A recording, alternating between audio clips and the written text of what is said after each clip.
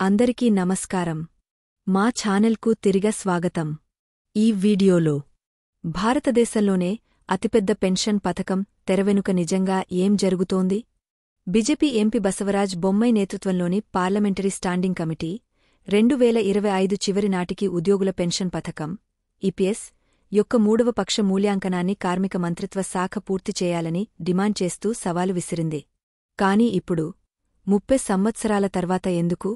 మరియు ఈ ఆకస్మిక అత్యవసర పరిస్థితి గురించి కార్మిక మంత్రి మన్సుఖ్ మాండవియా ఏమి చెబుతున్నారు?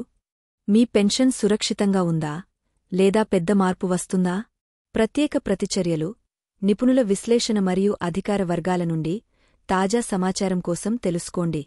కార్మిక మంత్రి మాండవియా ఆశ్చర్యకరమైన వ్యాఖ్యలు మరియు 78 లక్షల మంది పెన్షనర్లకు దాని అర్థం ఏమిటో తెలుసుకోవడానికి ఈ వీడియోను చివరి వరకు చూడండి. మనం అంశంలోకి వెళ్లే ముందు మీరందరూ మా ఛానల్కు సభ్యత్వాన్ని పొంది మాకు మద్దతు ఇవ్వాలని మేము అభ్యర్థిస్తున్నాము. 30 ఏళ్ల పోరాటం అకస్మాత్తుగా పరిష్కరించబడుతుందని ఊహించుకోండి. ఒక శక్తివంతమైన కమిటీ సమాధానాలు కోరుతోంది. గడియారం టిక్ టిక్ అవుతోంది మరియు 78 లక్షల మంది పెన్షనర్ల జీవితాలు సమతుల్యతలో వేలాడుతున్నాయి.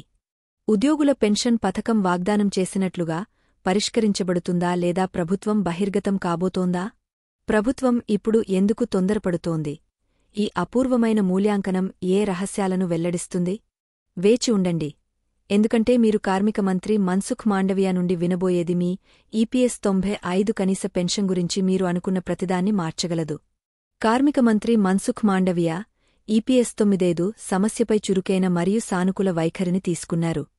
కనీస పెన్షన్ పెంపు మరియు పదవీ విరమణ చేసినవారు మరియు వారి జీవిత భాగస్వాములకు ఉచిత వైద్య సౌకర్యాలు సహా పెన్షనర్ల దీర్ఘకాలంగా పెండింగ్లో ఉన్న డిమాండ్లపై త్వరిత చర్య తీసుకుంటామని ఆయన హామీ ఇచ్చారు. ఈ ఆందోళనలను పరిష్కరించడానికి ప్రభుత్వం యొక్క నిబద్ధతను మాండవియా పునరుద్ఘాటించారు. దేశవ్యాప్తంగా ఉన్న 78 లక్షల ఈపీఎస్ 95 పెన్షనర్లకు సకాలంలో మరియు ప్రభావవంతమైన పరిష్కారం కోసం మంత్రిత్వ శాఖ కృషి చేస్తోందని నొక్కి చెప్పారు. పార్లమెంటరీ స్టాండింగ్ కమిటీ ఆదేశానికి సంబంధించి అధికారిక ఒప్పందం ద్వారా ఇప్పటికే జరుగుతున్న మూడవ పక్ష మూల్యాంకన ప్రక్రియపై మంత్రిత్వ శాఖ చురుకుగా పనిచేస్తుందని మాండవియా నిర్ధారించారు. 2025 చివరి నాటికి మూల్యాంకనాన్ని పూర్తి చేయాలనే కమిటీ సిఫార్సుకు అనుగుణంగా మంత్రి ఈ ఆవశ్యకతను గుర్తించారు. ముఖ్యంగా పెరుగుతున్న జీవన వ్యయాలు మరియు అధిక కనీస పెన్షన్ డిమాండ్ల దృష్ట్యా ఈపీఎస్ యొక్క ప్రభావం, స్థిరత్వం మరియు భవిష్యత్తు మెరుగుదలలను అంచనా వేయడానికి ఈ చర్య కీలకమైనదిగా పరిగణించబడుతుంది. మాండవీయ విధానం ఈపీఎస్ 95 పెన్షనర్ల ఆందోళనలను వినడానికి, ప్రక్రియలను క్రమబద్ధీకరించడానికి మరియు భారతదేశ పెన్షన్ వ్యవస్థలో అర్థవంతమైన సంస్కరణలను తీసుకురావడానికి సంసిద్ధతను సూచిస్తుంది. ఈ మూల్యాంకనం ఫలితం పెన్షన్ విధానంలో గణనీయమైన మార్పులకు దారితీయవచ్చు.